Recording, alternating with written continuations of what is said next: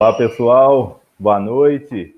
Igor do Jessuas aqui para a nossa nona live nesse período de quarentena, de isolamento, com Jessuas na estrada, não na estrada, né, pessoal? Jessuas em casa agora, porque a gente não está podendo sair.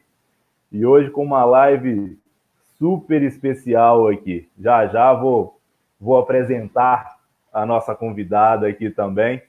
E aí, como é de praxe, pessoal, como a gente está começando a falar agora, eu começando minha falatória aqui, quero aproveitar para pedir a vocês que já estão aí para compartilhar essa live, para falar com os amigos aí que a gente vai começar a prosa. E hoje a gente vai seguir com a nossa trilha da proteção social básica. Tá? Então vamos aproveitar esses minutinhos aqui que eu vou introduzir o assunto, falar com quem é novo, com quem está com a gente aqui no primeiro dia, tá? Esse contexto da motivação nossa por fazer esses bate-papos aqui em tempos de coronavírus, em tempos de Covid. Né, pessoal, como eu disse nas últimas 2 semanas, o Jessuas, para além de uma plataforma, um sistema de gestão para assistência social, nós temos também um blog onde a gente disponibiliza conteúdos específicos para assistência social e a gente realiza também o Jessuas na Estrada, que é um evento itinerante onde a gente convida, né, alguns profissionais e técnicos para poder compartilhar suas experiências. Né, algo que eu tenho falado com frequência é que nós não precisamos, né, nós profissionais do SUAS, vocês profissionais do SUAS, não precisam inventar a roda sempre. Né? A gente fala tanto em articulação dentro da assistência social, então é importante também a gente articular com nossos pares, nossos amigos, os municípios vizinhos, né, para a gente poder aprender, porque muitas vezes a gente vê práticas muito legais no município vizinho aí que podem ser realizadas no município de vocês também. Então, já que a gente não está podendo rodar, sair, a gente está fazendo esse Jessuas na Estrada em casa, né, com esse propósito de compartilhar experiências mesmo, vivências, conteúdos bem legais sobre a assistência social. Então, são conteúdos feitos para vocês aí que atuam na assistência social. E hoje, pessoal, eu estou com uma convidada para mim aqui super especial. Eu estava conversando com ela uns minutinhos antes aqui, do prazer que eu estou de poder conversar com a Rosana, que é criadora do blog Psicologia no SUAS. Então, eu já quero aproveitar, Rosana, para agradecer imensamente sua disponibilidade por ter aceito bater esse papo com a gente aqui do Jessuas, comigo especialmente, e compartilhar seu conhecimento e suas vivências com a turma que nos segue aqui também. Oi, Igor, boa noite a todo mundo que nos assiste por aqui. Eu que agradeço, falávamos realmente desse encontro prometido, né, de tanta parceria. Você acompanhou a criação do blog Psicologia no SUAS, tentamos várias vezes algum tipo de parceria ou de troca, fizemos algumas, mas essa aqui estava prometida há muito tempo. Eu dizia para você, e já disse isso nos outros espaços do blog Psicologia, assim como nos Cestas Básicas, a gente está realizando as cestas, que eu tenho, selecionado, tenho feito com cautela esse momento de falar sobre assistência social nesse momento da pandemia, porque a gente tem muitas pessoas bacanas falando com propriedade sobre esse momento, e eu acho que a gente não pode também cair nessa hipercomunicação e ficar por isso mesmo, acho que tem que ser produtivo. Então, acho que o motivo de eu estar aqui hoje, por mim, né, estou dizendo, ele é muito proveitoso, é o que faz eu estar aqui, mas eu tenho certeza também que eu vou poder dialogar com você, esse bate-papo, eu vi que é bem um talk show, você vai perguntando, é um papo bem leve mesmo, e eu estou muito animada para esse encontro, apesar de que, se a gente for pensar na conjuntura do país, hoje mesmo eu compartilhei lá no blog uma situação do falecimento de uma pessoa do SUAS, é uma assistente social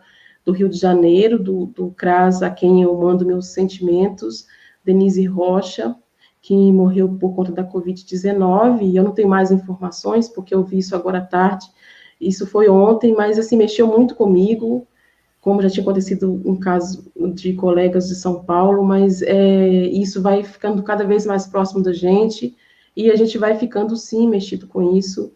E é mais um motivo também para a gente poder falar da importância de conversar com os trabalhadores e trabalhadoras do SUS nesse momento, que muitos deles ou delas estão sentindo desamparadas, sabe, Igor? Com certeza. E assim, acho que esse momento nosso é para isso também, sabe, Rosane? Eu tenho falado com frequência da importância não só da gente levantar a bandeira do SUAS, mas também mostrar a importância dos nossos trabalhadores que estão na linha de frente, tanto quanto os profissionais da saúde. Né? Hoje a gente viu também uma portaria nova saindo aí, possibilitando, incrementando, né, os recursos para os municípios para aquisição de EPIs, já que a gente está vendo que a necessidade, de fato, do SUAS continuar funcionando, principalmente para essa parcela da população que mais precisa, né, e muitas das vezes é invisível, é a que está desamparada, é a que não tem condições, né, muitas das vezes, de se proteger, como muito de nós, né. Então, eu acho que o momento é importante também para a gente destacar isso, né, e é legal a gente trazer um pouco dessas experiências e compartilhar, né, ações, coisas que poderiam ser realizadas para garantir o atendimento para os nossos usuários, mas, ao mesmo tempo, garantir a proteção dos trabalhadores do SUS de uma forma geral, né, Rosana? Isso, e acho que o primeiro ponto que eu queria destacar aqui tem a ver com isso mesmo, com a proteção. A gente está falando de preservação da vida, a gente está falando de um desastre que tem uma outra pessoa, um outro grupo atingido. Estamos falando da humanidade, estamos falando da gente, nós trabalhadores, todo mundo.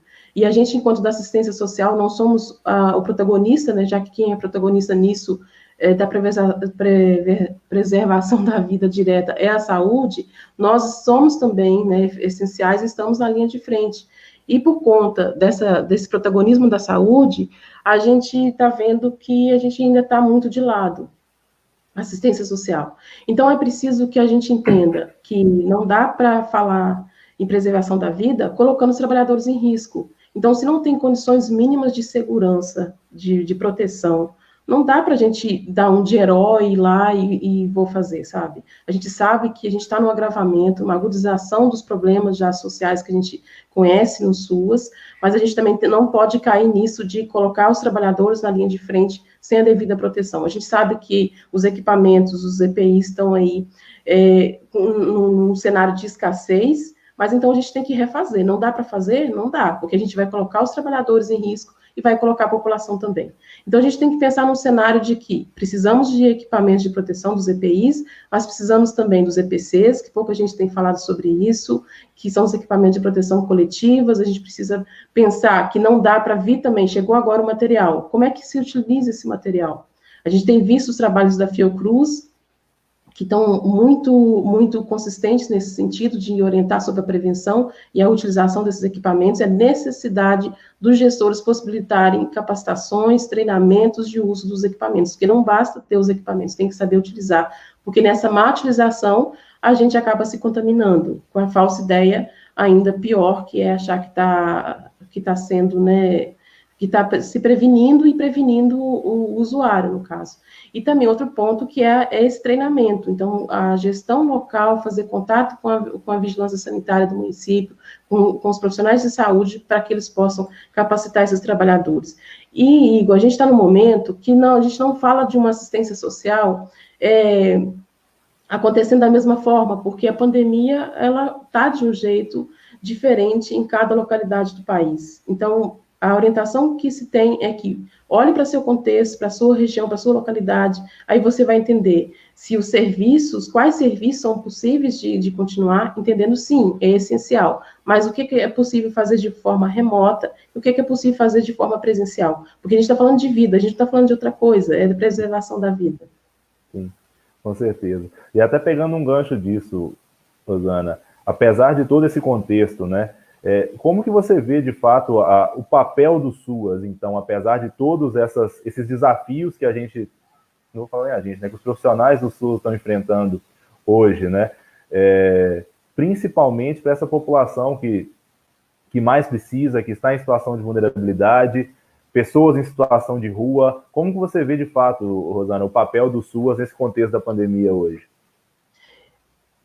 Sem sombra de dúvidas, o cenário ele só não é muito mais desastroso por conta desse sistema já sistematizado, há uma década e meia, mais ou menos, né, uns 15 anos aí que a gente tem do SUS estabelecido, e com certeza, nesse momento, para a população, que a gente está vivendo uma crise sanitária, mas também uma crise social, econômica, que vai afetar diretamente muito mais as pessoas pobres, as pessoas que vinham com trabalhos precarizados, vínculos, a gente viu aí, né, com as reformas, quem que realmente vai ficar prejudicado agora, né, são as pessoas que vivem já esses laços fragilizados. Então, a gente tem esse alcance da população que já estava sob proteção social, mas também agora estão entrando pessoas para assistência social que nem conheciam os serviços, que aí vão precisar ser referenciados em algum momento, isso pós-pandemia, mas a gente tem visto que, de fato, o SUAS, apesar de toda a problemática na sua implantação e implementação, muito diversas também ao longo do país, mas a gente vê que, de fato, isso vai sustentar e evitar que essa crise seja muito mais desastrosa, considerando até do ponto de vista humanitário mesmo. Legal demais. Eu já vou aproveitar. Ontem eu demorei para começar a mandar uns abraços aqui, Rosana, e passei aperto depois de mandar todas as lembranças para todo mundo aqui, tá? Estou vendo aqui que Daniele, Rayane, um abraço para você, Daniele. A Eula, Regina, que já estava aqui desde cedo, falando que já estava aguardando a nossa live. Tem a Silvana aqui, que falou que teve a oportunidade de conhecer quando você teve uma conferência lá em Mucuri. E aí ela já falou que estava na expectativa aqui de uma excelente live. Já te conheceu daqui. A Irma também, a Cleide. Cleide, espero que você esteja com a gente aqui, viu? No YouTube ele não está lá disponível ainda não.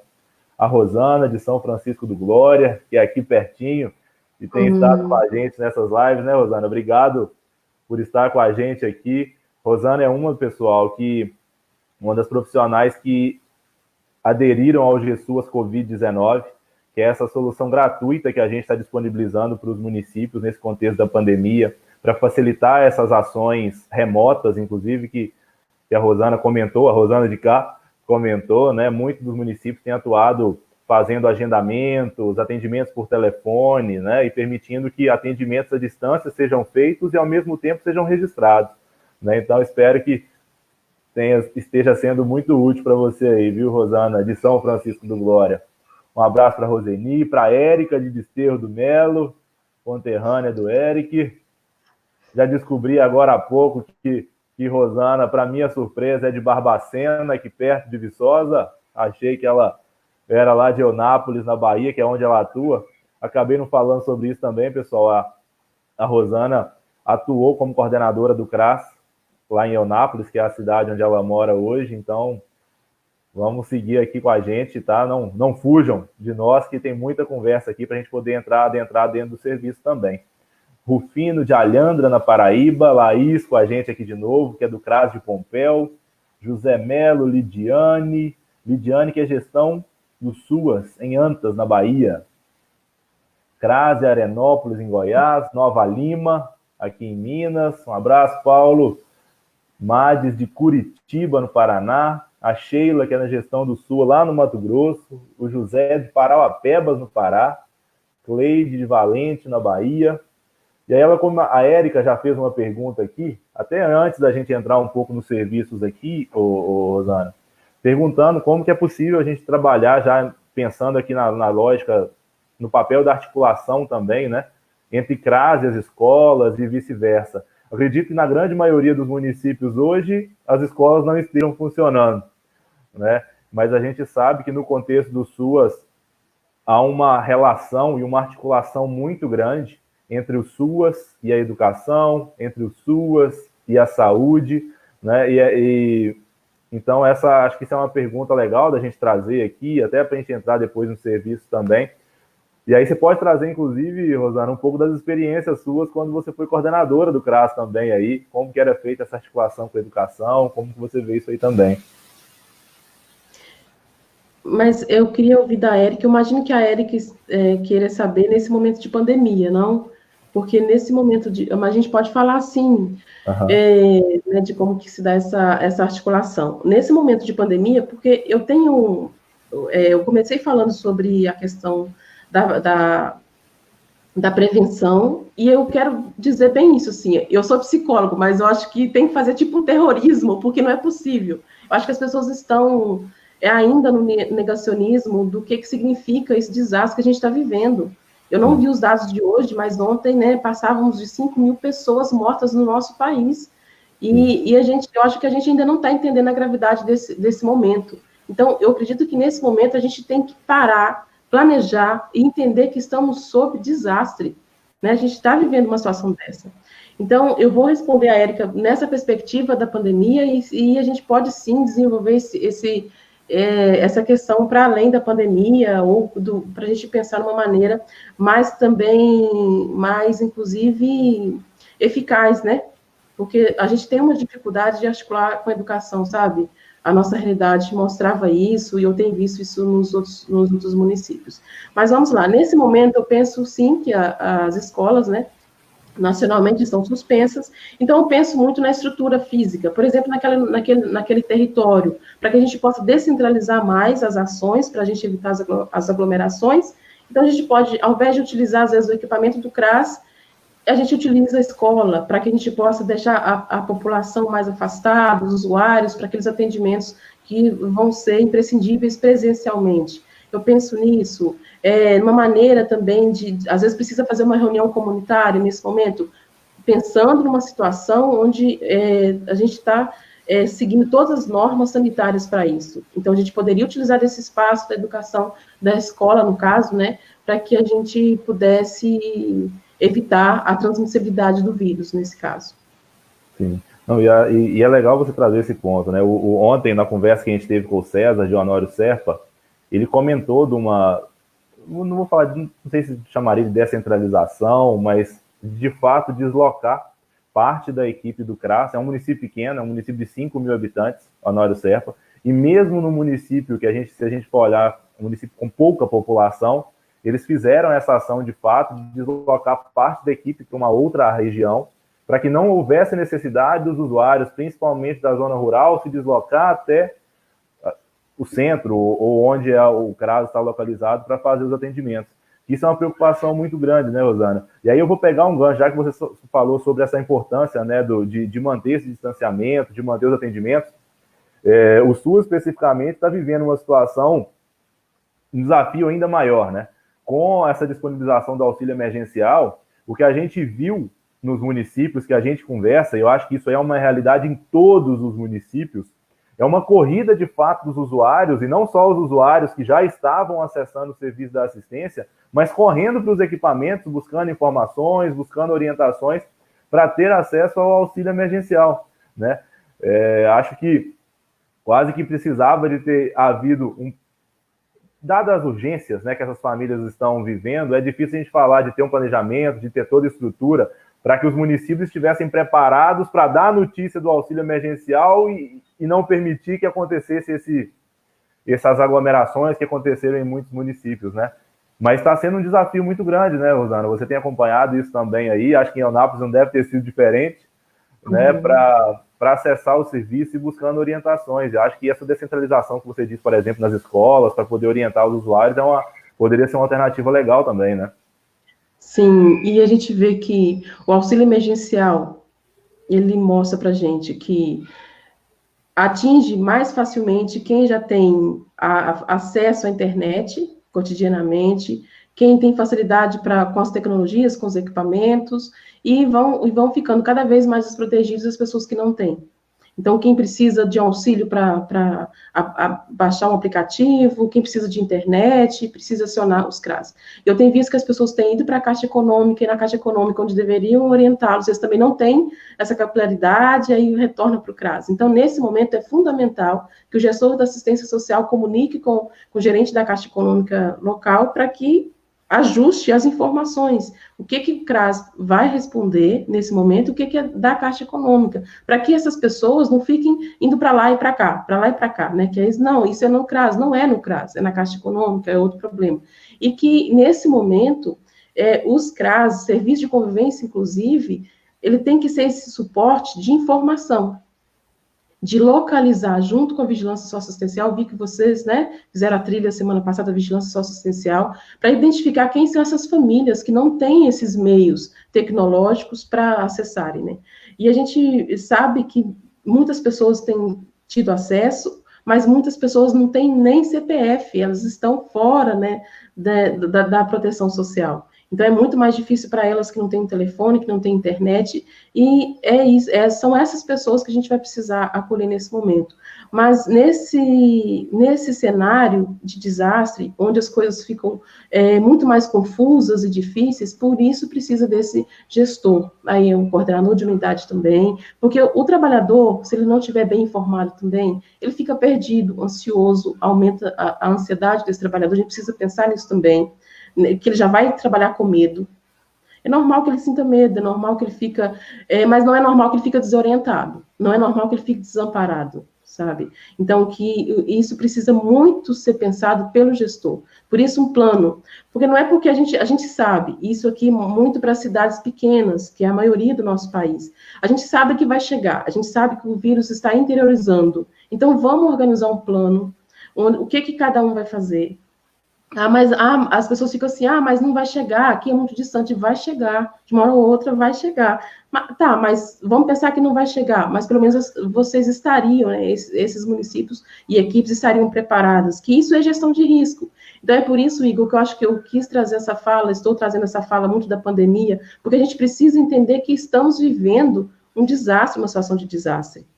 Então, se a cidade ainda não foi atingida diretamente, porque ela já foi, porque ela teve que paralisar escolas, os trabalhos, então, isso de uma maneira geral, o nosso país já foi atingido, mais intensamente naquelas que a pandemia, que a doença já tá lotando hospitais, e a gente está vendo aí em grandes cidades já. Mas, então, a gente precisa de gestar esse risco, fazer uma gestão, para que quando, né, chegarem esses problemas maiores, essa equipe esteja mais coesa, mais organizada e sentindo mais condição, com mais condição de passar pelos medos, pela ansiedade, pela angústia, pelo medo de perder sua vida, pelo medo, né? E essas pessoas são, sim, muito comprometidas. A gente do SUAS, a gente sabe que as pessoas trabalham, sim, com desdobramento muito maior das vezes que a gente pensa que a gente aguenta, sabe? E essas pessoas entendem-se a importância, você perguntou mais anteriormente sobre a importância do SUAS. Tem muita gente boa fazendo o SUAS. Ele é sustentado por trabalhadores e trabalhadoras. Isso de nível médio, de nível superior, estou falando de todo mundo aqui. Tem muita gente mesmo fazendo o SUAS acontecer, mesmo com toda a precariedade que já existe. Existia antes da pandemia, não é agora que a gente está vivendo, né, esse sacrifício das equipes de não ter materiais para se trabalhar. A gente ou equipe, né? A gente tinha uma equipe nem a mínima para trabalhar. Então, eu vejo que é o momento de pensar. Então, ao invés de você, não sei se você vai entrar nisso, acho que você falou dos serviços, eu vejo que não é o momento para a gente pensar numa extensão, numa continuidade, numa mera continuidade de ação do serviço de convivência. Por exemplo, ofertar vídeos, atividades para as pessoas fazerem em casa. Não, espera, primeiro tem um plano. Como é que estão essas famílias? Quem é grupo de risco? Então, assim, os trabalhadores do serviço de convivência vão ser, né, vão ser esses trabalhadores que vão estar no projeto único nesse momento. A gente está em situação de calamidade, não dá muito para a gente pensar que nessa divisão cerrada de nível de proteção, né? Que nem é para existir, mas no dia a dia acaba acontecendo. Eu sou trabalhadora do serviço de convivência, é isso que eu faço. Mas nesse momento, vamos com calma. Vamos pensar num plano onde todo mundo participa e vamos pensar quem que é grupo de risco, onde elas estão, quem que está vindo pedir auxílio emergencial que a gente nem conhecia. A gente tem que pensar que as pessoas do Bolsa Família têm essa facilidade maior, porque automaticamente elas vão receber quem está dentro do critério, obviamente. Mas tem muita gente que não tem, que está dentro do perfil, mas que ainda não recebia o Bolsa Família naquela cidade. Então, a gente tem que olhar isso também, né? Que aí serão essas famílias que têm dificuldade com a tecnologia, com a internet. Sim. É interessante, né, Osana? Eu escuto você falando e essa preocupação de quem provavelmente deve estar vivenciando muitas situações, não sei se como que está em Eunápolis, pelo porte, se a gente já tem muitos casos por aí, como que está aí? Só para... Na minha cidade, nós temos 23 casos, eu vi a atualização, agora eram 20, agora estamos com 23. E uma situação complicada, porque nós tínhamos antes de ter casos aqui que o comércio fechado, uma situação das pessoas entendendo o isolamento, as pessoas estão começando a relaxar de uma maneira inexplicável, assim, né, sabe? Mesmo com os casos, as pessoas têm tido dificuldade em entender a gravidade do problema. Então, por isso que eu acho fundamental a gente da assistência social operar nessa lógica da atenção psicossocial. Às vezes, algumas pessoas podem não me entender muito bem o que significa isso, mas atenção psicossocial é onde a gente leva informação para a população, para que essas pessoas entendam a relevância desse momento e a importância de que, ao preservar a sua vida, ao pensar que a sua vida, você está se ajudando, prevenindo o vírus, você está prevenindo a vida de outra pessoa, de outra família, né, que não tem condições. A gente sabe que os ricos, né, vão se sair muito melhores nesse sentido, porque a vida deles tem uma segurança muito maior do que as pessoas pobres, e é essa população que a gente atende na assistência social. Então, só que é preciso que essa população não entre nesse discurso de que precisa voltar a trabalhar, porque precisa ter comida à mesa. A gente precisa que essa população entenda que o governo que tem que fazer isso. Sim. Não dá para a gente falar de isolamento se a gente não ter contrapartida, né? Da pessoa não saber o que vai ter dentro de casa. Inclusive, a gente ter suprimento dentro de casa é uma maneira de você ter um entendimento, baixa ansiedade, você respira e entende o que está acontecendo. Não, eu estou seguro. Né? Então, as pessoas às vezes saem muito assim também, desesperadas, procurando, às vezes o auxílio emergencial mesmo. Às vezes tem pessoas fazendo cadastro para prevenir, vai que, né, ela realmente precisa em algum momento, ela nem precisa, isso também acaba pesando o sistema. Eu já ouvi algumas pessoas falando isso, que as pessoas também entram, mesmo não sem precisar naquele momento, mesmo sem responder os critérios, ela tenta para ver se ela vai conseguir burlar o sistema. Então, existe de tudo, mas a gente tem que entender que a população da assistência social é quem precisa ter prioridade nesse momento. Sim, com certeza. Eu te ouvindo e, ao mesmo tempo, até acompanhando as perguntas e as vivências, e até onde aqui em Viçosa, eu cheguei a acompanhar também. Igor, eu só quero fazer, eu esqueci que às vezes eu não sou muito boa nesse pergunta e respostas, vocês vão falando aí no chat também se tá dando para entender, não sei. Eu não atuo na assistência social do meu município, tá? Eu fiquei 6 anos, 5 anos, acabou que a gente nem falou da introdução, né? Da pessoa, do blog. A gente está fazendo idas e voltas. Então, eu não atuei até 2014, 2015, aí depois eu fiz um trabalho de consultoria, ainda faço, mas com menos intensidade, porque eu me tornei mãe, aí eu tive que ajustar umas coisas aí, pessoais, e depois assumi um concurso na minha cidade. Então, hoje eu atuo na saúde mental e não na assistência social, mas continuo firme e trabalhando na assistência social pelo blog e pelas consultorias que eu faço. Eu só quis fazer essa observação para as pessoas, de certa forma, entenderem. Legal. Mas, assim, ao mesmo tempo, essa vivência sua que você tem, não só do que pelo período que você atuou como na coordenação, e toda essa produção de material que você fez no nosso blog, eu falei, olha, a gente tem que trazer a Rosana para trazer, porque a bagagem que ela tem é difícil acumular, né? E aí você trouxe, até passando um processo, idas e vindas aqui, para vocês terem ideia, pessoal, sobre o blog da Rosana, até para voltar rapidinho aqui, a gente já vai voltar para essas perguntas, tá, Mônica? Vou voltar para a sua aqui. A primeira vez que eu conversei com a Rosana, eu estava buscando aqui nos meus e-mails aqui, foi em 2012. Ela já tinha o blog dela desde 2010. Eu falo isso porque o Jesus tem um blog agora que começou em 2017. Então, a Rosana veio já inovando nessa forma de trazer conteúdo, de trazer informação, de organizar as informações de um jeito que ficasse mais palpável para quem também está atuando dentro da assistência social. Né? Então, eu acho que isso é muito legal. Isso é um pouco do papel que a gente está fazendo com essas lives também aqui, de trazer discussão, de trazer reflexão, de tentar esmiuçar um pouquinho do contexto que a gente está, que eu acho que é o que a gente tem que trazer sempre, porque a gente está de acordo no momento que exige, como a Rosana falou, pensar, exige planejar, né? Então, é importante a gente trazer essas discussões aqui, e assim, foi bom você tocar nisso, Rosana, porque eu falei, olha, eu preciso de falar do tempo que você tem contribuído com informação, com conteúdo para os profissionais do SUAS. Brinquei com você antes, eu falei, ó, quando começou a escrever, se a gente pensar em digital, em conteúdo, isso aqui era tudo mato. Não tinha ninguém fazendo isso quando você começou. Então, é legal demais poder estar conversando com você aqui. E aí, então, voltando, Rosana, assim, quando você fala a respeito dessa preocupação de fato, né, que ele exige dos profissionais terem uma cautela também no atender, no prestar o seu serviço, né, no estar disponível para os usuários, que apesar de tudo isso, essa preocupação que você disse, os usuários seguem procurando os serviços, né? Então, eu ouvindo sua fala e vendo também muito do que eu tenho visto dentro da assistência, é quase que assim, por mais que você tenha uma ação da assistência social de buscando uma conscientização, buscando um planejamento para mostrar para os usuários e para a população de uma forma geral, o momento que a gente está vivendo, as necessidades materiais, principalmente, continuam existindo, né? E aí acaba, como a Mônica perguntou aqui também, e tem uma colega que perguntou logo abaixo, a assistência social continua prestando as suas ações.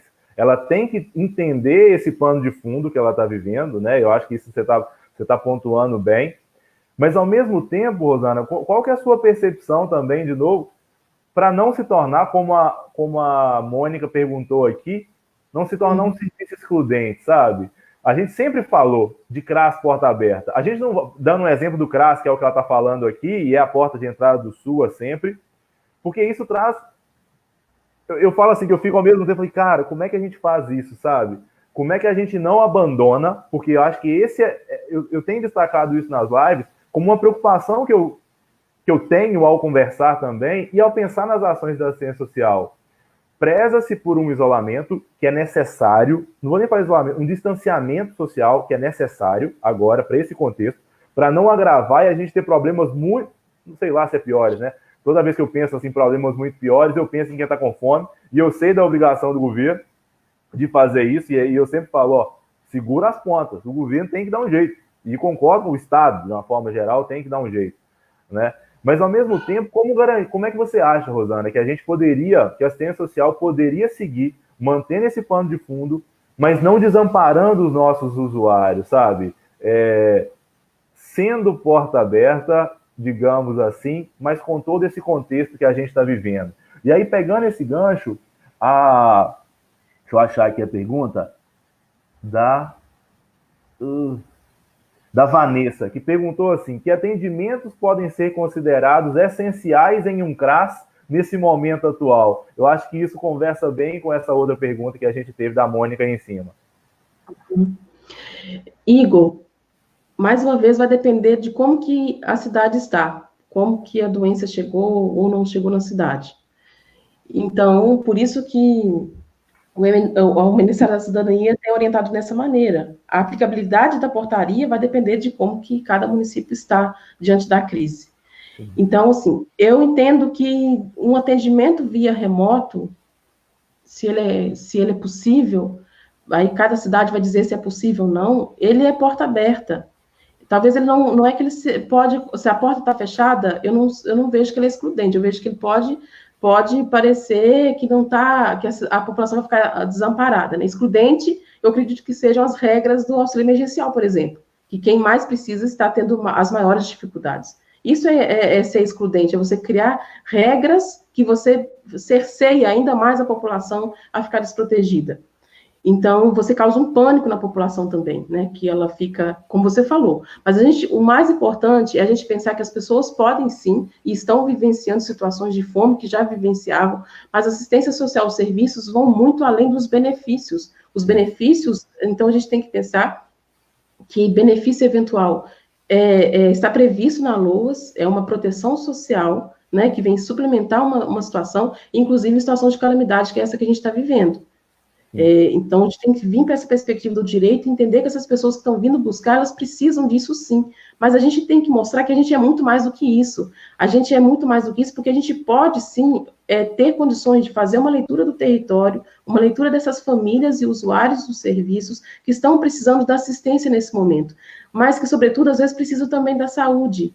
porque a gente sabe que tem a Covid-19, mas a gente tem também as outras doenças, as outras coisas que já aconteciam no território, as situações de violência, né, que tem de se agravar nesse momento. A gente já tem dados absolutos dizendo que já aumentou a situação de violência.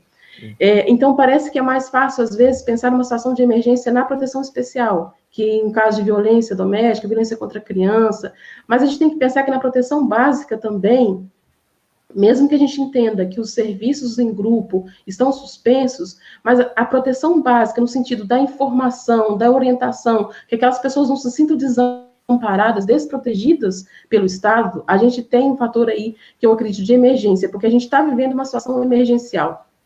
Né? E a proteção básica, que ela não trabalha com esses elementos, né, diretos, como violência, como algo pontual ali, mesmo sabendo que violência não é algo pontual, mas eu acho que vocês me entenderam o que eu estou querendo dizer, é que a proteção básica ela não pode ficar como aberta para atender a situação de auxílio emergencial, para atender a situação de cesta básica, é o que está mais sendo visto pelas mídias sociais. Não é para isso que a gente vai funcionar. E a gente pode funcionar na proteção básica com as portas fechadas, se isso for a maneira que a gestão e os trabalhadores entenderam mais seguro, mas desde que você faça os contatos via telefone, que você consiga fazer busca ativa. A gente pode fazer busca ativa, inclusive, com carros de som pela comunidade, para tentar. Eu acho que esse momento ele é primordial, por isso que eu estou insistindo nessa questão que não é um pano de fundo só, é o que a gente está vivendo, é o desastre. Então, assim, ele faz com que a gente mude o jeito de fazer o que a gente fazia antes.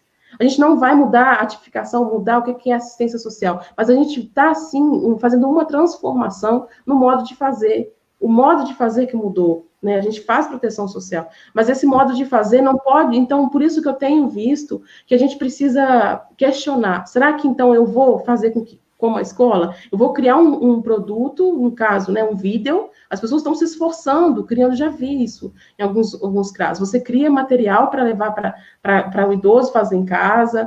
Eu vi, eu acho que foi, inclusive, num comentário que eu vi de uma transmissão da proteção, da vigilância, parece. Eu não sei se eu estou ficando, ou ontem, não sei, aqui na transmissão, que a pessoa indicou artesanato. Eu falei assim, eu quero morrer com isso. As pessoas que já me seguem entendem o que eu estou dizendo, porque não é hora de mandar idosas fazer artesanato.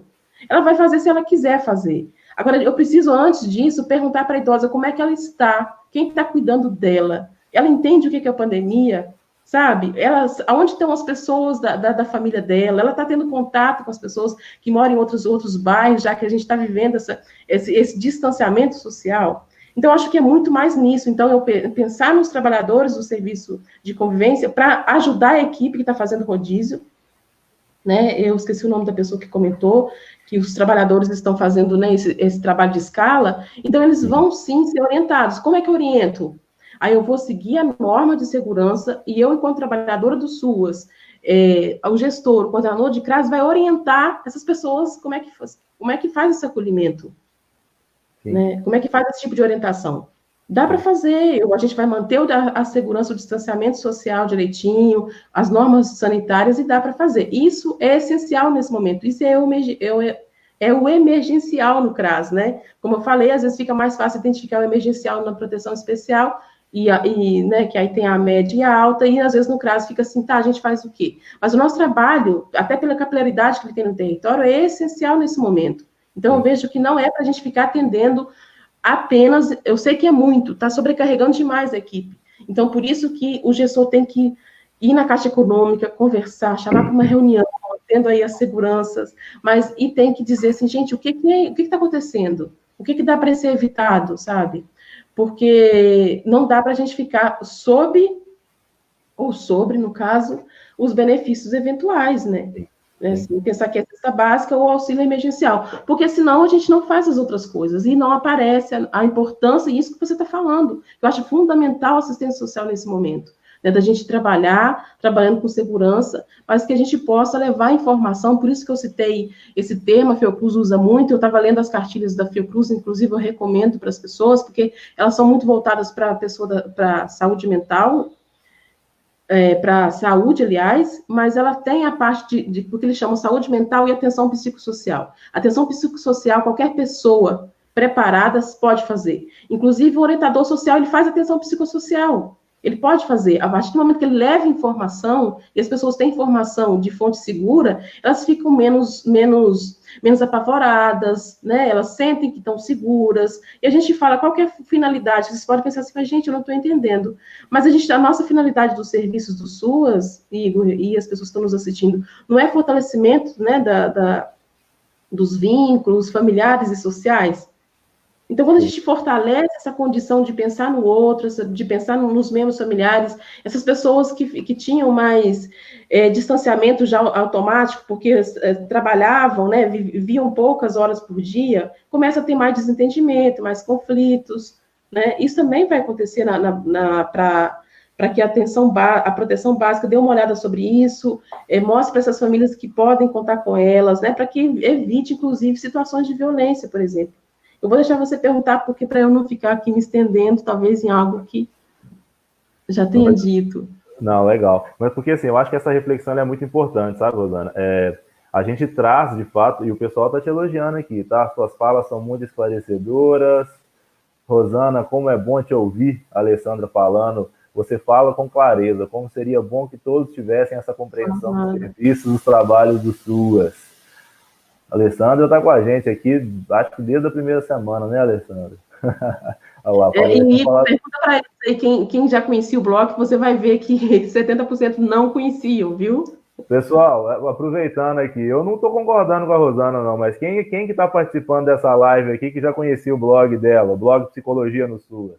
Manda para a gente aqui quem já conhecia. Deixa eu ver quem mais está aqui, aproveitar aqui, Rosana, antes de eu te fazer uma pergunta. Deixa eu mandar mais um pouco de abraço pro pessoal aqui, senão eu vou ser injusto. Eu não posso beber minha água, eu quero beber minha água. Fica à vontade. Estou vendo a Rosane aqui, a Marisol, que é gerente de um CCA lá em São Paulo. Marisol, legal você falar de CCA. Eu vou tentar um contato aí também em São Paulo, porque eu acho legal a gente trazer, até para ouvir como está a assistência social em São Paulo. Eu acho que deve estar pensando nessa lógica também, tudo que você tem trazido, né, Rosana? Deve estar uma loucura qualquer tipo de atividade em São Paulo, né? E eu sei que São Paulo tem uma rede indireta muito grande, muito grande. 90% dos serviços que são realizados lá dentro da assistência social são com a rede indireta, né? Então, como se diz, acho que seria legal até trazer uma experiência, ver como está sendo. A gente tem conversado com municípios de pequeno porte, municípios de médio porte, grande porte. Seria legal conversar também com a maior cidade do país. Vamos tentar fazer um contato lá. Raimunda dando uma boa noite. Essa Mônica do CRAS de Parobé, no Rio Grande do Sul. Raimunda de Tocantins. Alcione de Carnaúba do Dantas, no Rio Grande do Norte. Fabiana de Nova Lima. Fabiana participa dos nossos grupos também do WhatsApp.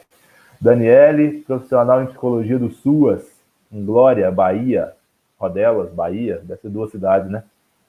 Ivanice de Gurupi, de novo com a gente. Itapeva, em São Paulo. Fabiana de Lucianópolis. Maria Gomes, lá de Belém. Sheila de Vila Velha. Hilda de Varzelândia, de Minas. Boa noite, Priscila. Zenilde do CREAS, de Nova Santa Rita, no Rio Grande do Sul também. Daqui a pouco eu volto aqui. Boa noite, Ana Almeida. A Ana até comentou aqui, quando a gente falou de articulação, que a articulação, pela experiência que ela tem vivido aqui, sempre foi muito difícil. Rosana, mas eu fico pensando, sabe, que a informação, né, como você tem destacado, faz parte dos trabalhos. Se a gente for olhar até na tipificação, se a gente voltar nas orientações que a gente tem, toda essa parte de informação faz parte, inclusive, do trabalho essencial dos serviços da assistência, né? Se a gente pegar mesmo o PAIF, ele traz esse caráter, né? Essa preocupação de informar... Oi. Antes de você perguntar, eu já não sei o que você perguntou, porque eu estava tentando ler aqui ao lado. Eu não consigo fazer duas coisas muito ao mesmo tempo direito. Eu estava lendo aqui, vi Priscila, que são leitoras do blog, Kézia, Daniele, pelo menos eu reconheci, são leitoras de lá. Mas tem gente dizendo aqui que nem sabe que existia o blog Psicologia. Eu estou te dizendo, o país é muito grande, sabe?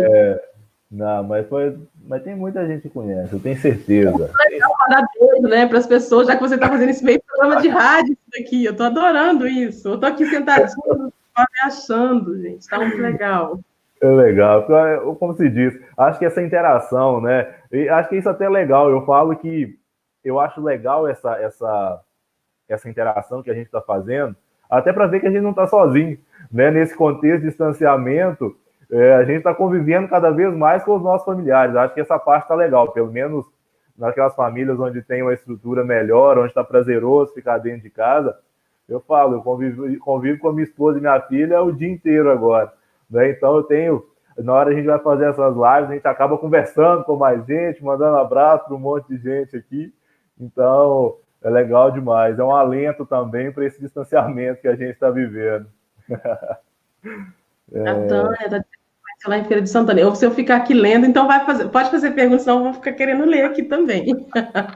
A Amanda está falando aqui que é a primeira vez que ela participa da nossa live aqui, Amanda Campina. E fica com a gente, viu, Amanda? Estou vendo a Alessandra que está em cima aqui, mas na próxima semana a gente vai ter uma trilha voltada para a proteção social especial.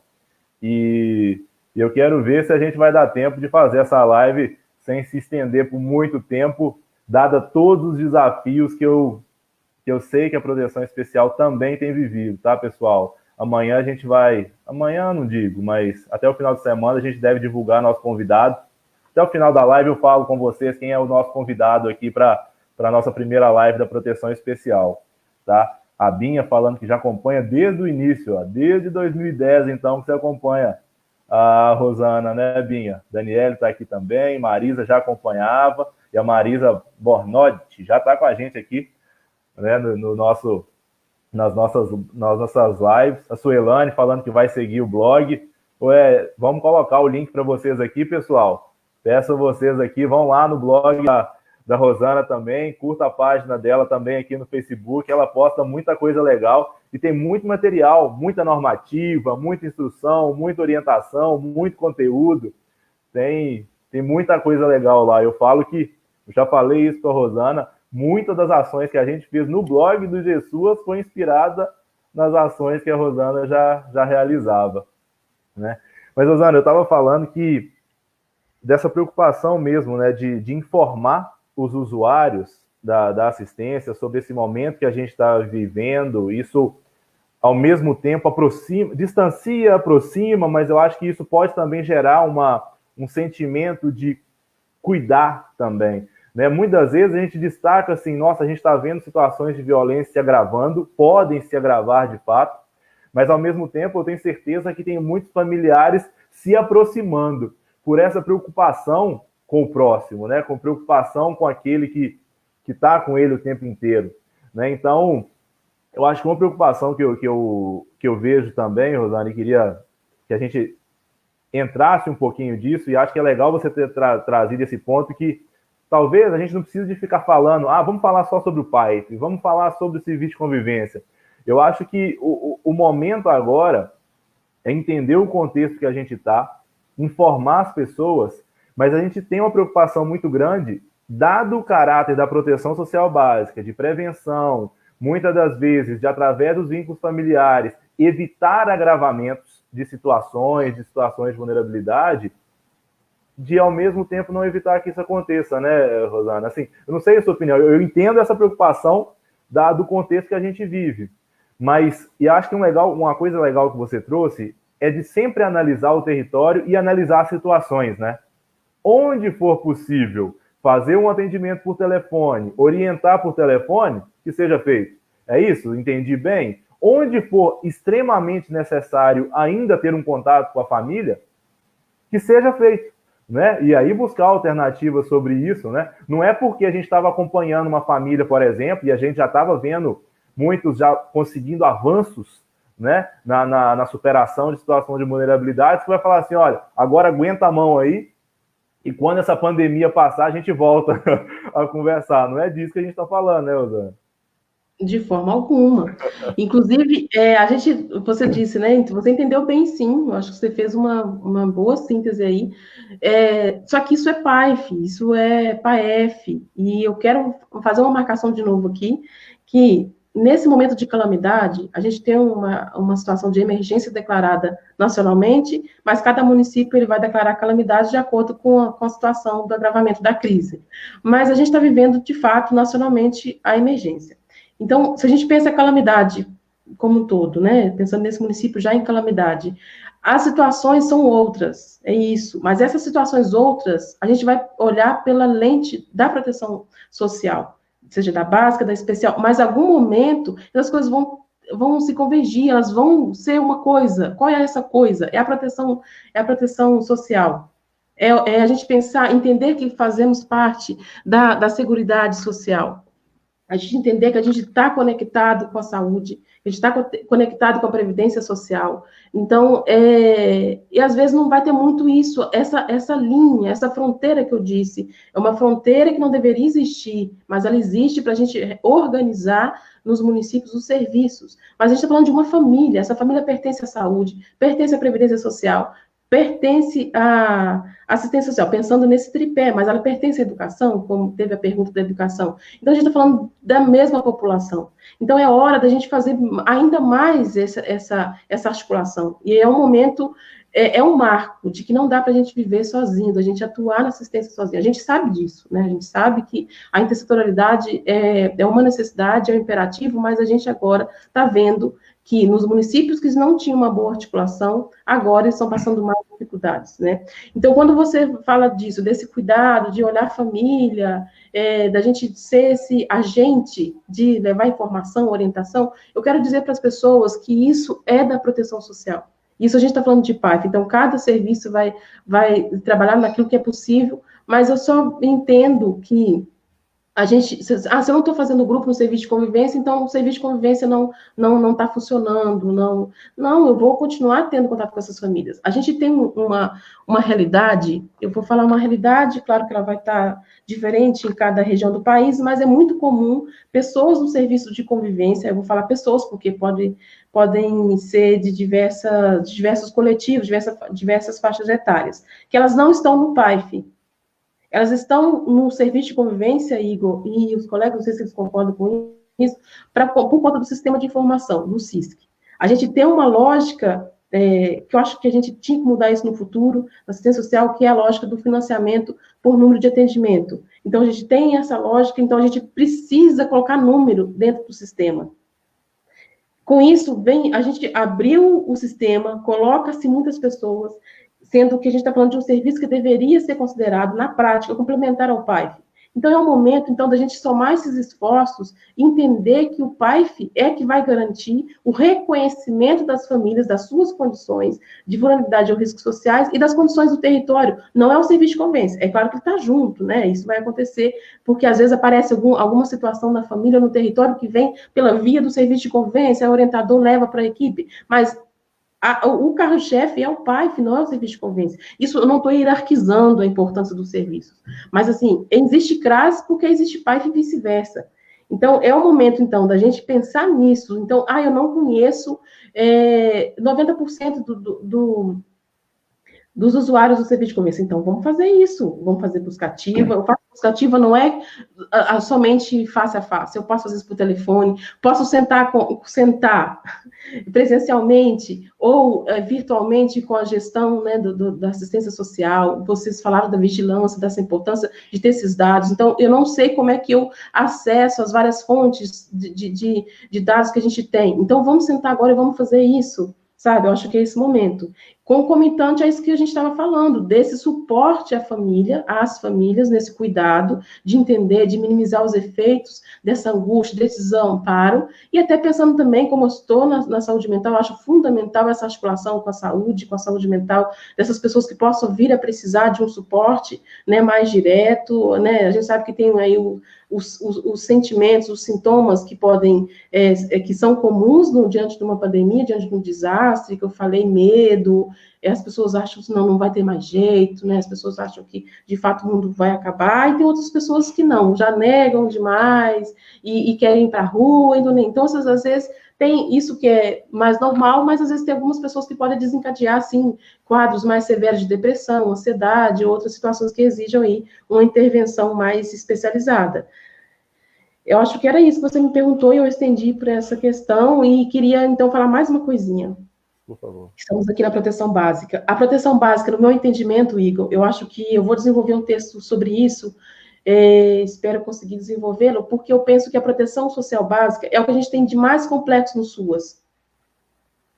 A gente pensa que o complexo é a média complexidade. Né? A gente chama, inclusive, isso, né? Proteção especial, aliás. Que aí tem a proteção básica, a proteção especial e depois média e alta complexidade. A proteção especial, ela tem problemas diretos, mesmo que a gente tenha que considerar as dimensões daqueles problemas, né? Daqueles ciclos de violência ou daquele ato da violência. Mas a proteção social básica, que é o que se inaugura de forma muito ampla e em larga escala com SUAS, é o que a gente tem mais problema. É o que a gente tem mais problema, de enxergar onde está a proteção social básica. E é onde os trabalhadores mais sofrem. Eles sofrem por uma outra coisa que eu quero falar, emendando nisso, é a falta de capacitação. Os trabalhadores são deixados lá, se virem com isso. Como é que a gente vai ter respostas integradas para situações de várias dimensões? Aí eu estou falando quais são essas situações, por isso que eu chamo de complexo. Como é que eu vou atender as situações de violência, de violação de direitos, às vezes, muitas vezes naturalizadas, porque as pessoas não têm o que comer. Elas não têm o que comer, não é só agora, Igor, e não é temporário. Elas estão há gerações vivendo situações de fome, situações de violência, aquela violência que a gente que não é um tapa, que não é uma força física, né, que não é físico, mas existe ali na situação, ou dentro da família, ou às vezes no território, aí a gente vai entrar na outra dimensão que eu penso, segurança pública, a insegurança pública que essas pessoas vivem. A gente vive na articulação com o território, depende de quem está nos assistindo, nos ouvindo agora, nas cidades onde os poderes, né, paralelos ao Estado, o tráfico, a gente tem que viver com esses grupos que dominam, né, e faz uma dinâmica diferente no território. Aí como é que eu entro nesse território e converso com esse dinamismo do território? Aí terão outras dimensões, assim, né, do acesso dessa população aos serviços, né, oferecidos pelo Estado ou não oferecidos. Então, eu penso que a gente precisa repensar, de fato, a proteção social básica, porque eu acho esse nome também ruim. Eu não sei porque eu estou falando isso aqui, mas assim, já estou te adiantando, é um spoiler do que eu pretendo construir na proteção social básica, porque a gente precisa refazer, inclusive, essa ideia de números. Porque eu não sei se eu vou ser acertada aqui, eu acho que depois as pessoas podem me corrigir nos comentários, quem tem mais conhecimento do que eu sobre cofinanciamento, orçamento, mas eu acho que a gente copiou erroneamente algumas coisas da saúde. Porque se uma pessoa quebra a perna no SUS, né, ela vai lá, ela é atendida pelo ortopedista, e aquilo vem como recurso, né? Tem aquela pessoa, aquele sujeito, aquele CPF atendido.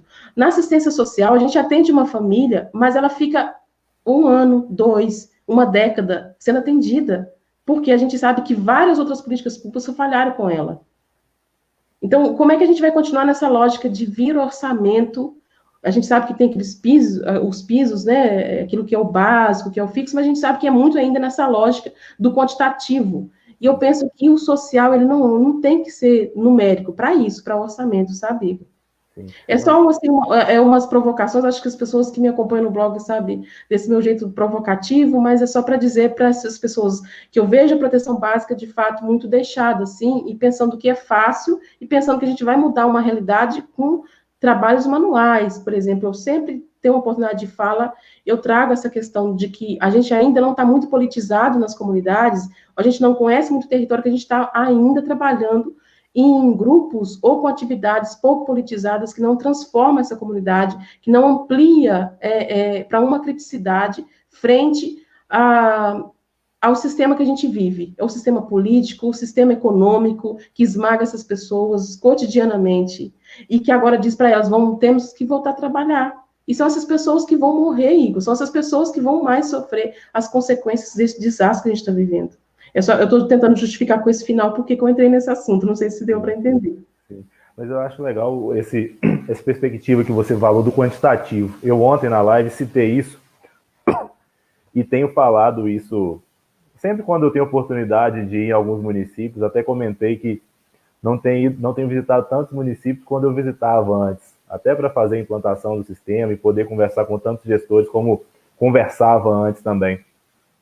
Mas se a gente olhar até pela forma como é feito o monitoramento, digamos assim, pelo governo federal, pelos governos estaduais, todas as avaliações são quantitativas, né? E isso acaba fazendo com que a preocupação, e aí eu entendo que tem vários olhares, mas tem aquela pressão sobre os números, sobre o volume. Como você disse, de um exemplo, até sobre o próprio CISC. Uma colega perguntou se tem que continuar preenchendo o CISC. Colega, ontem o César falou que continua preenchendo. O serviço de convivência ele continua existindo. Tá? Então é importante você manter isso aí, o pessoal está participando ainda. Tá? Mas pegando um gancho sobre isso que a Rosana falou e até complementando, eu acho que é uma preocupação muito grande quando o pessoal fala em quantitativo, e a gente olha o próprio RMA perguntando quantas famílias estão em acompanhamento, quantas foram inseridas agora, né? Eu acho que eu destaco isso que eu vejo isso sobre duas perspectivas. Uma, dessa preocupação do número, o tempo inteiro. Quantos estão em acompanhamento, e só mede se está em acompanhamento ou se não está. Parece que essa é a única métrica que importa. Né? E eu vejo isso em instâncias estaduais também, que só vê se está em acompanhamento ou se não está em acompanhamento do serviço. Né? Mas ontem eu falei da preocupação, assim, qual que é o papel da assistência de fato? Né? O acompanhamento é o meio para se atingir determinado objetivo, para conseguir desenvolver questões relacionadas à família, a superação de situações de vulnerabilidade, né? O acompanhamento acaba sendo o meio dessas ações. Né? E é muito importante a gente se ater a esse planejamento de ações, a construção dos planos que serão realizados para permitir que essas famílias, se possível, saiam de uma situação X no primeiro momento e vá para uma situação muito melhor em um tempo lá na frente. Né? Acho que um ponto que você falou, e é legal você trazer essa perspectiva dos territórios, de locais, que na proteção básica a gente tem um olhar sempre para as vulnerabilidades e para o risco social, que é onde onde as famílias se encontram, né? É onde ela é afetada o tempo inteiro, né? Elas vivenciam situações de vulnerabilidade, de risco social. E eu vejo muitas das vezes um descaso. Eu vou falar descaso, pessoal, mas não entendam muito mal, né? Mas assim, muitas vezes uma preocupação simplesmente de atender as famílias e não preocupando em planejar o que vai ser feito com essas famílias. E eu acho que isso volta muito com o que você começou falando, Rosana, sobre a importância desse planejamento das ações, e a mesma lógica deve ser feita com as famílias, né, para garantir. E aí eu falo assim, por que serve métrica, ao meu ver? Eu acho que precisa de medir, sim. Precisa de avaliar se o que eu estou fazendo, se as ações que eu estou executando estão dando resultado ou não. Né? Acho que isso é joia.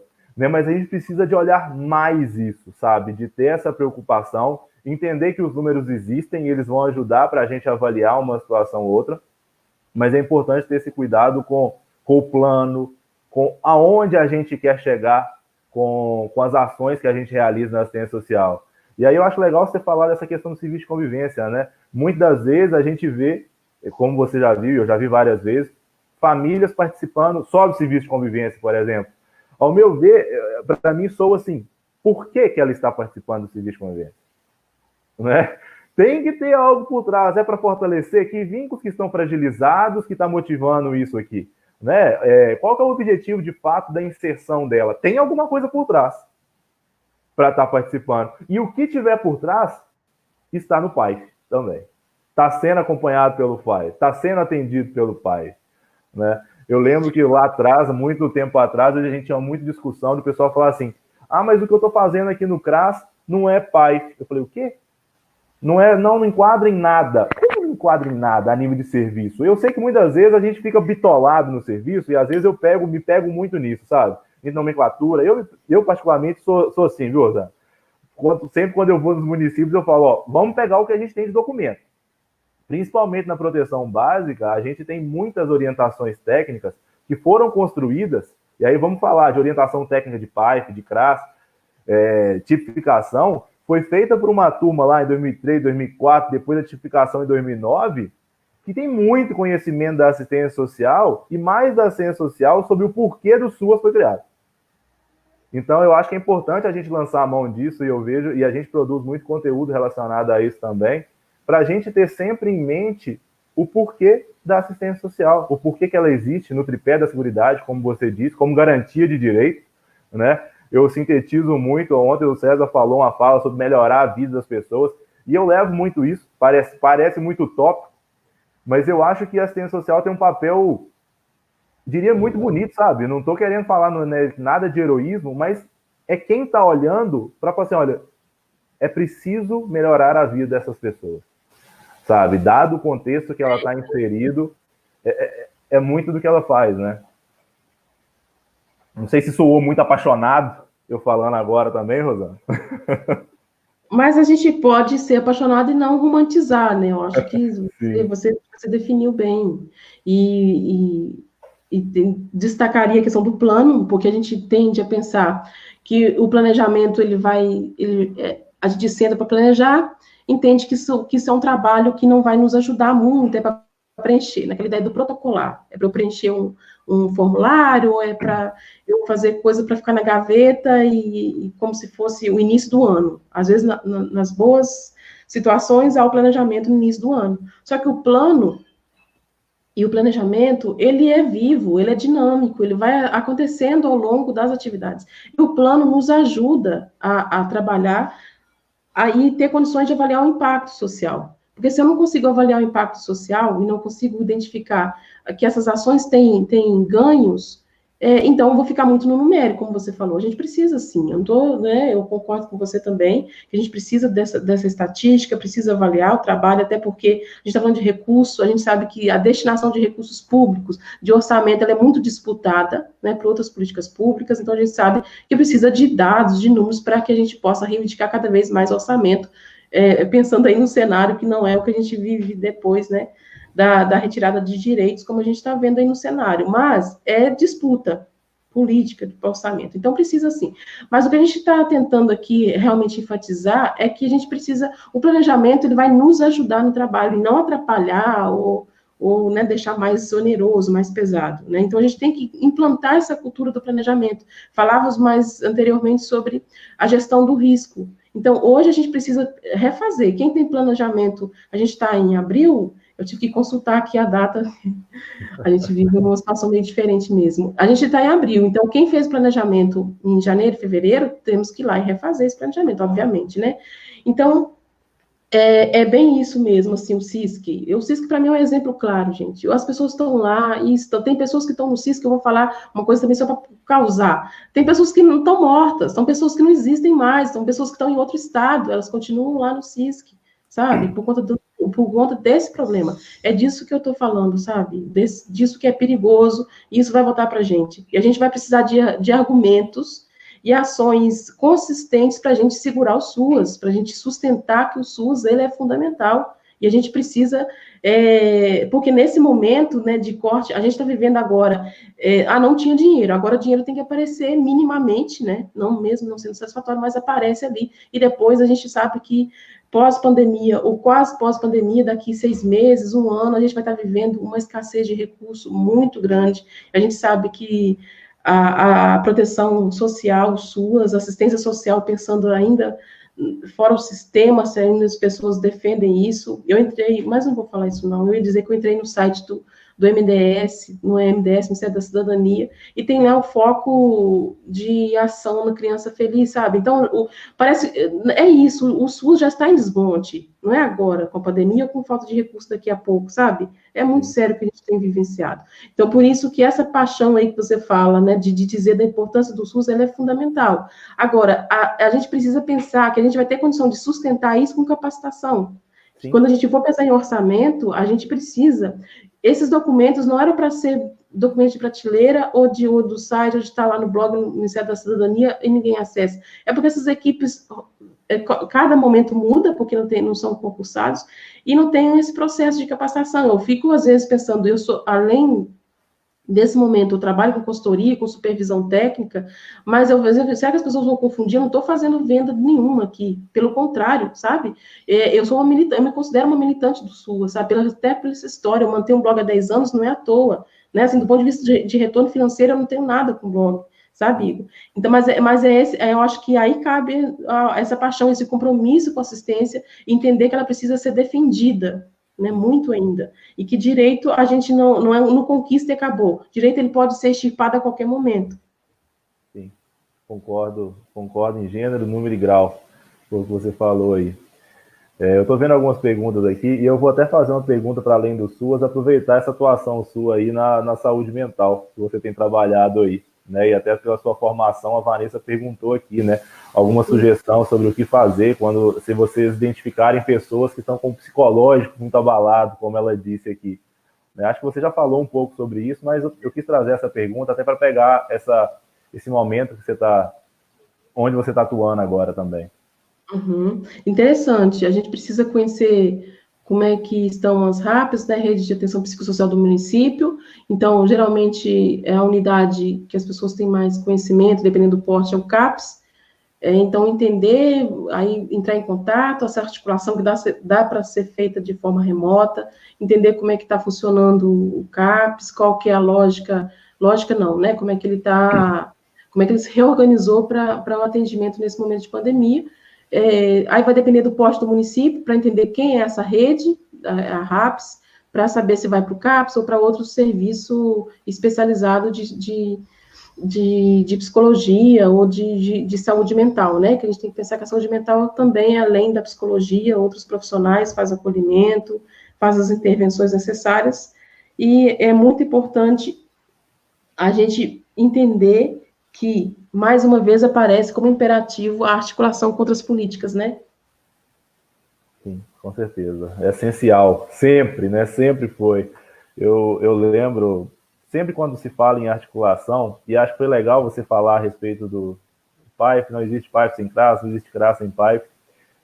Tem uma fala de um determinado momento que eu vi, eu tenho destacado essa pessoa aqui, que é a Nelma Zeredo, lá do Rio de Janeiro. Eu escutei um bate-papo dela uma vez com alguns alunos, e ela falando que é nas articulações que o SUAS se reafirma, sabe? Que a gente mostra essa importância mesmo de articular de fato. É necessário, né? Para muitas das situações que a gente vivencia, é necessária essa articulação com outras políticas, e é assim que ele se reafirma também. Acho muito legal essa fala que ela tem também. Estou vendo a Daniele comentando aqui essa dificuldade do atendimento remoto e a ausência de meios eletrônicos com usuários e famílias. Eu acho, Daniele, até para complementar um pouco do que a Rosana falou, isso vai muito da necessidade da realidade, né? Onde for possível realizar esses atendimentos de forma remota, será feito dessa forma, como a gente tem visto em vários municípios, né? Muitas das pessoas não têm como ter acesso ao serviço, não têm acesso ao telefone para poder tomar conhecimento de muitas informações. Uma colega deu um exemplo ali, inclusive, de uma responsável familiar que estava sendo lesada por alguém, por não conseguir saber ler e nem escrever, e aí não estava conseguindo, se eu não me engano, não estava perdendo seu auxílio, ou alguém estava pegando o auxílio. Ela comentou alguma coisa sobre isso aqui. Mas a gente sabe que a assistência hoje, mais uma vez, ela precisa de conhecer o seu território, de conhecer os seus usuários, para conseguir pensar as melhores formas de atender e de realizar suas ações enquanto suas. Acho que é legal a gente trazer um pouco disso aqui. Deixa eu ver se a gente tem mais algum ponto aqui, Rosana. Te falei a respeito da hora, você estava preocupado achando que a gente ia conversar 30, 40 minutos só. Eu estou passando vergonha com todo mundo, que depois eu falo que é 1 hora e não fica sendo 1 hora só.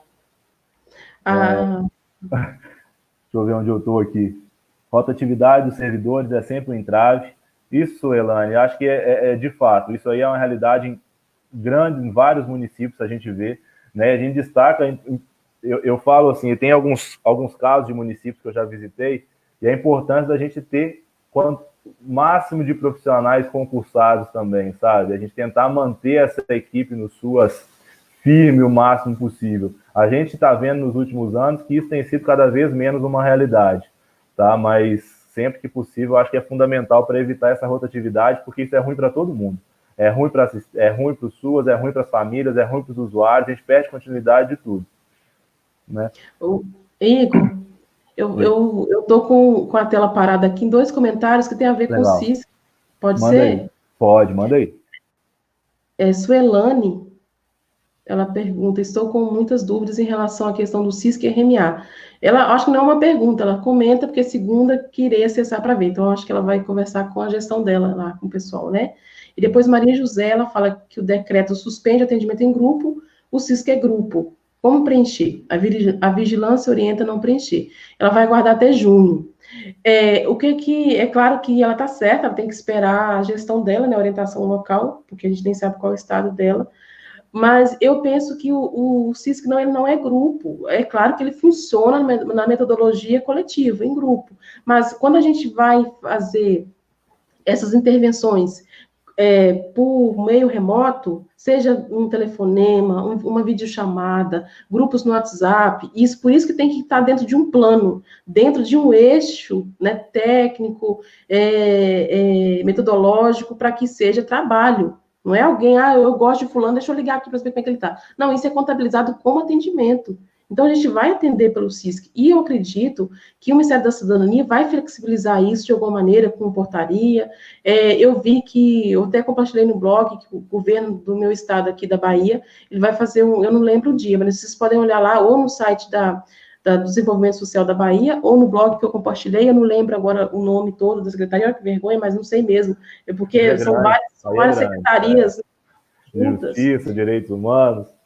Isso, e que eles vão lançar um programa Simplifica SUAS.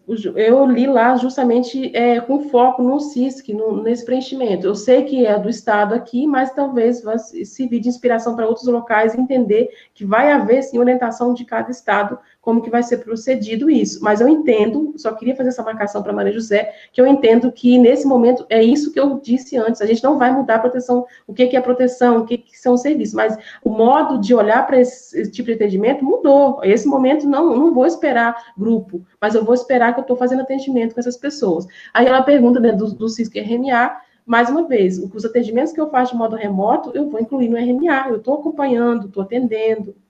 Era só isso, não sei se eu atrapalhei muito o seu roteiro aí, mas não, e é excelente você pontuar isso. Eu acho que principalmente sobre o RMA que você destacou, os atendimentos eles continuam existindo, né? Se a gente pensar na lógica lá do... Mas porque eu quero dizer o seguinte, os atendimentos eles vão continuar também presencialmente. Então, a gente precisa só considerar aquilo que a gente falou lá no início, para quem está agora, não pegou o início do nosso bate-papo aqui, a gente falou disso, da segurança, a gente não está aqui dizendo para ninguém dar um de herói e colocar sua vida em risco, mas os atendimentos, eles vão continuar existindo, os presenciais, né? Tendo garantido ali pela gestão a segurança, né? Que a gente chama até, que eu aprendi pela Fiocruz, estou aprendendo também, eu falei isso no início do blog, naquele texto que eu publiquei, os primeiros materiais no blog, que eu não importo de dizer que a gente está sempre aprendendo, é uma área que eu não domino, né, de desastre, nunca tinha atuado nessa condição, acho que assim como todo mundo nessa pandemia, mesmo quem já tinha atuação com desastre, agora é inédito para todo mundo, e a gente tem que pensar em biossegurança. Aí eu vou aproveitar e recomendar a nota número 04 de 2020, eu posso depois colocar nos comentários e falar para Igor compartilhar com vocês, que fala da biossegurança. É específica para a saúde, mas a gente pode também capturar coisas que servem para a gente lá sobre essa segurança, de fato, que não é só EPI, não é só máscara que a gente está seguro, né? A gente tem que ter a informação de como utilizar os equipamentos. Sendo repetitiva para quem estava desde o início, mas é bom fazer uma ponte com o que eu estou dizendo aqui, de reafirmar que os atendimentos vão continuar e devem continuar. Eu li também lá no início da nossa conversa, ainda existe CRAS fechado. Eu acho que isso é lamentável, né? A não ser que a gente esteja numa cidade totalmente tomada pelo vírus, aí está numa situação muito desastrosa. É claro que aí vai depender do contexto. Mas, a princípio, nesses interiores, a gente sabe que ainda não está... E a gente espera que, mesmo estando, né, com casos de Covid na cidade, a gente vai ter condições de segurança para garantir isso que você falou tanto aí, Igor, que você bateu muito nessa tecla, eu acho importante, de entender, sim, os fundamentais nesse momento para a população. Vamos avançando aqui, então. Eu vi várias pessoas comentando sobre os trabalhos que estão sendo realizados, muitos fazendo esses trabalhos, atendimentos remotos, independente do serviço, como a gente está comentando aqui. A Valteísa comentando que da importância de manter, né, o apoio às famílias, né, e vi duas pessoas falando, alguns comentários aqui, falando que muitas ações não estão dando os resultados satisfatórios. Eu acho que é legal, pessoal, a gente fazer uma reflexão sobre isso também, sabe? sobre muitas vezes o sentimento que a gente tem de, parece que, igual uma colega falou, não, a gente parece que está apagando incêndio o tempo inteiro. Se a gente não tiver muito claro aonde a gente quer chegar, para onde a gente está trabalhando, qual que é o momento que a gente está vivendo agora, e não esperar também, pessoal, um resultado extraordinário, né? Acho que esse é um ponto que muitas vezes o pessoal espera, assim, o que é dar certo? Né? O que é satisfatório no contexto que a gente está agora? Né? Eu acho que isso cabe uma reflexão, pessoal, até para vocês, no contexto que vocês estão, na pressão que vocês estão, não se sentirem como se não tivesse, como se todo o trabalho que vocês têm não tivesse valendo de nada, né? Eu acho que qualquer dia, pegando o ponto que a Rosana brilhantemente pontuou, de orientação que vocês fazem, de um amparo que vocês fazem, eu tenho certeza que isso tem um impacto gigantesco na vida das famílias que vocês estão contactando. Então, é importante não deixar, até, assim, acho que o momento que a gente está vivendo fragiliza muito a gente também, né? E vocês estão vivenciando e estão de frente com essas pessoas que estão sofrendo muito nesse momento, né? Mas eu tenho certeza que as ações que vocês estão realizando na ponta aí dão resultado.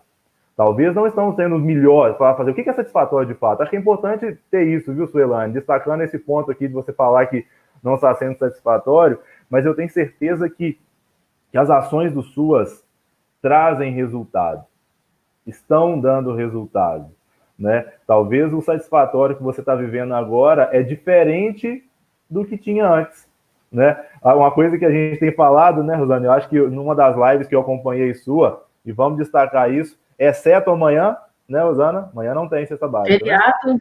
É feriado, mas a Rosana está com algumas lives também nas cestas básicas. Está demais. E acho que é importante a gente entender que a gente vai viver um novo normal agora, né? Se é que vai chegar algum tipo de normalidade, mas vai ser diferente de agora para frente. Então, talvez o que a gente já está vendo agora, pessoal, de resultado que a gente está atingindo no momento dessa pandemia com as ações da ciência social, seja o que é possível agora, né? Então, é importante a gente destacar isso aí e não esmorecer não, pessoal. Sigam firmes aí também. Rosana, eu quero aproveitar agora, avançando um pouco aqui, para a gente poder ir finalizando também, já está dando 1h20 de nossa live aqui. Eu que falei que eu não ia falar aqui 1 hora. Já... e pegando um pouco também dessa paixão, dessa militância, o que você espera do SUAS depois dessa pandemia, sabe, Rosana? Até para falar com o pessoal, assim, o que você acha que vai ser do SUAS, ou melhor, né? Acho que o que vai ser, eu acho que é muito difícil a gente definir. Mas o que você espera do SUAS, dos nossos profissionais, de nós? O que você acha que a gente tem que fazer de agora para frente também? É interessante que eu vou utilizar a sua primeira fala, uma das primeiras, que é não inventar a roda. E assim, a gente não precisa inventar muita coisa, porque a gente já tem, a gente vai precisar se posicionar enquanto trabalhadores e trabalhadoras, para que a gente não aceite trabalhar sem capacitação, sem conhecimento, sem articulação, sem trabalho interdisciplinar, sem trabalho intersetorial.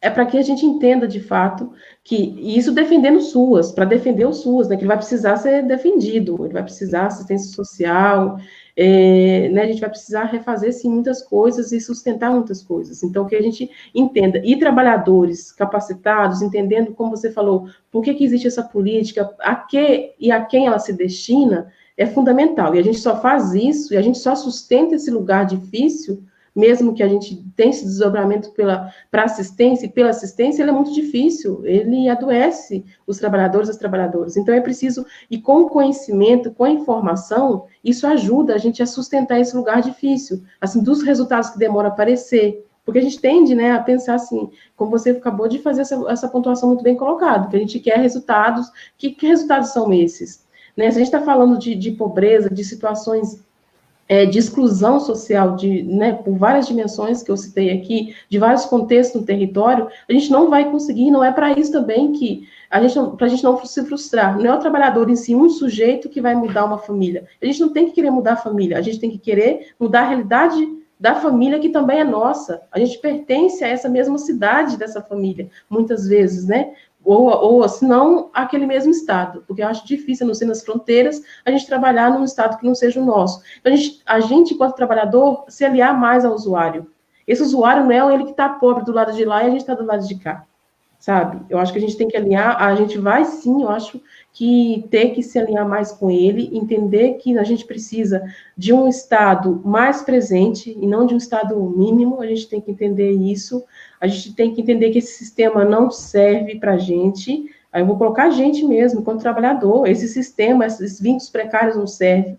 Então, acho que a gente vai sair mais politizado. Aí, aqui, a gente está no momento de entender que, quando a gente fala politizado, não estou falando de questões partidárias aqui, não que isso seja um problema, não é para ser um problema falar de política partidária, mas é que a gente entenda, tenha mais consciência, mais criticidade sobre o contexto que a gente vive, sobre os vários cenários. Aí, para que isso aconteça, eu tenho que ter condições de elaborar planos, mas não para ficar engavetado, que eu tenha aquilo como um instrumento de mensuração da minha intervenção, porque a intervenção é uma intervenção profissionalizada e profissionalizante, no sentido de que não é qualquer pessoa que pode fazer assistência social. A gente tem que sustentar também o nosso lugar. E não é o lugar da psicologia nem do serviço social. É o lugar das profissões que podem vir contribuir, como a gente já tem elencada na Resolução 17. Porque tem que ver outros olhares. A gente não tem que defender esse lugar como se fosse só corporativista, sabe? Então, o que eu estou querendo dizer é isso. Então, é defender que trabalhadores de nível médio sejam capacitados. Então, eu acho que é muito difícil a gente pensar lá na frente, fazer essas previsões, mas é possível, sim, a gente já começar a estabelecer agora, e não começa pós-pandemia. A gente está num desastre que a gente não sabe quando ele vai acabar.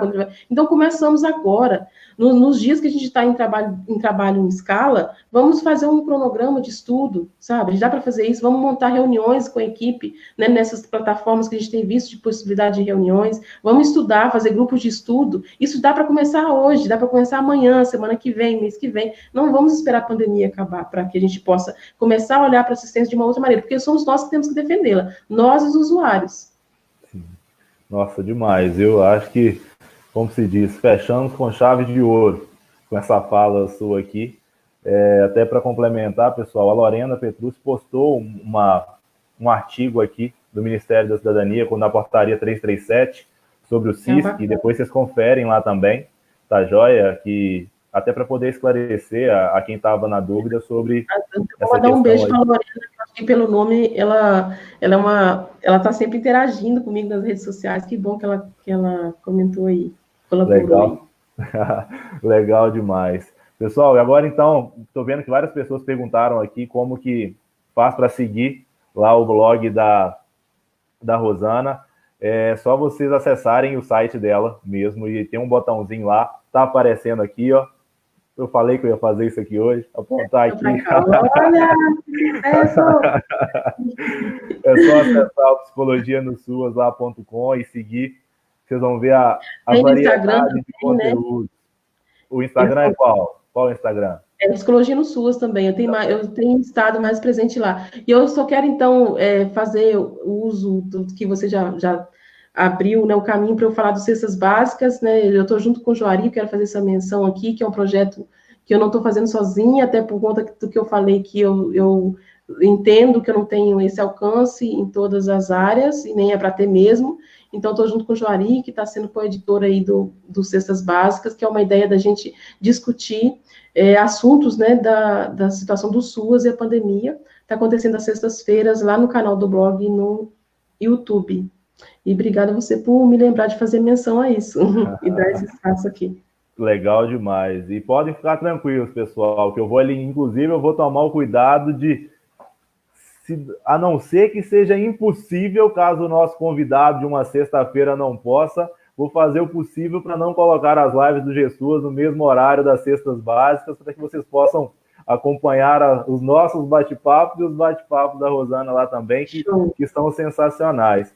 Tá? E aí, pessoal, a última fala que eu queria trazer para vocês aqui de novo. Ontem eu falei com vocês sobre o GESUAS Covid-19, que é o instrumental gratuito que a gente está disponibilizando para os municípios, para permitir agendamentos, para permitir vocês olharem para os dados, principalmente do cadastro único, tendo com esse papel da vigilância também, de entender aonde que está o público que mais precisa, quem que é a população em extrema pobreza, todas as informações que muitas vezes é difícil de obter simplesmente a partir dos dados do Cadastro Único. O GSUAS Covid-19, que é gratuito, estou destacando isso sempre para vocês, te permite a ter esse olhar a partir de informações, registrar atendimento. Nesse contexto onde a gente está tendo o aumento da concessão das cestas básicas, dos benefícios eventuais, vocês podem fazer a gestão disso lá, né? Como a Rosana falou, não é só isso, mas está tendo muita demanda disso, né, Rosana? Sobre a demanda por esses benefícios. E vocês, principalmente que estão no gestão também, tem que ter uma preocupação que vocês precisarão prestar conta disso, né? Sejam elas, muitas vezes, das próprias doações que vocês têm recebendo, mas das próprias garantias de direitos que estão sendo repassados para os usuários através dos benefícios eventuais aí. Vocês precisam de prestar conta, precisam de organizar essas informações. Então, até na próxima semana, a gente vai soltar uma campanha na próxima semana para avisar para vocês que a gente vai receber adesões para essa primeira turma até na próxima sexta-feira, pessoal, da outra semana, para que a gente consiga implementar e capacitar todo mundo para utilizar, tá? A gente teve aí centenas de adesões, então a gente está precisando de fechar um pouquinho só para colocar tudo em ordem aqui, depois a gente tentar abrir uma nova turma. Então, quem ainda tiver interesse, acesse esse link aqui, tá? Ô, Laís, vocês que são de Pompéu, vocês já têm o GSUAS aí, então vocês não precisariam de acessar a essa versão do GSUAS Covid-19, não. Tá joia? Então, mais uma vez, pessoal, Rosana, quero te agradecer muito por ter aceitado esse bate-papo aqui. Foi demais. Você falou preocupada com o tempo. Eu acho que nós extrapolamos aí, foi o recorde de tempo aí, de tempo dessas nossas lives. Tá joia? Muito obrigado por ter ficado com a gente aqui. E muito obrigado, pessoal, por ter, de novo, estado comigo aqui, né, nesse bate-papo com a Rosana. E já me sopraram aqui para eu não esquecer. Eu falei que fiquei de falar com você sobre o convidado da próxima terça-feira. Na próxima terça-feira, às 17 horas, a gente começa com a trilha da Proteção Social Especial. E nosso primeiro convidado vai ser o Regis Espíndola, que hoje ele está aí na direção da Proteção Especial em Belo Horizonte. Ele foi superintendente da Proteção Especial na Subsecretaria de Assistência Social do Governo do Estado, aqui em Minas Gerais. Então, é um cara que tem uma bagagem sensacional, tá? Sobre a Proteção Social Especial. Ele compartilhou comigo, inclusive, alguns materiais, as orientações técnicas sobre os serviços da Proteção Especial, que foi elaborado lá em Belo Horizonte. Então, assim como essa live aqui, pessoal, terça-feira, às 17 horas, está imperdível. Tá joia? Rosana, obrigado de novo, viu? Eu que agradeço, Igor. Como falei no início, é um prazer enorme, né, te encontrar, mesmo que seja dessa maneira virtual. A gente já tem, né, um respeito aí pelo trabalho e você sempre fazendo referência ao Bloco Psicologia no SUAS e dizendo isso. Eu fico muito feliz de ver você dizer isso, assim, que o seu trabalho com GSUAS, com o Bloco GSUAS, é inspirado, não é? A gente sabe disso e eu acho um prazer a gente levar, disseminar informação, que eu acho que conhecimento, informação, não é para ficar guardada. Eu acho que é por isso que eu me desdobro tanto para conseguir manter o blog tanto tempo no ar, porque eu acho que é isso mesmo, a gente tem que, porque você tem o seu serviço que você vende, mas você agrega muito mais quando você possibilita informação aos trabalhadores do SUS. Isso para mim é valioso e é uma felicidade imensa e espero que tenhamos outras oportunidades. Foi muito bom, não vou continuar falando, porque realmente eu estou envergonhada que eu falei que, poxa, eu vou falar 1 hora é muito tempo, aí estamos aqui 1h30. Muito feliz de ver aqui nos comentários, mandar um abraço para todo mundo e dizer que é uma satisfação imensa ter o carinho de todo mundo e saber, e sempre dizer que eu faço isso muito por mim, eu gosto de dizer isso, porque estar aqui hoje me dá uma motivação e faz com que eu também não perca não perca o estímulo e a confiança e acreditar que a gente precisa construir o SUAS, e é isso mesmo, não tem nada pronto, não é para ter mesmo, mas então que a gente tenha condições para construir, isso é muito diferente. Então, grande abraço para todo mundo. Obrigado. E para vocês. Obrigado. Pessoal, obrigado demais aí de novo.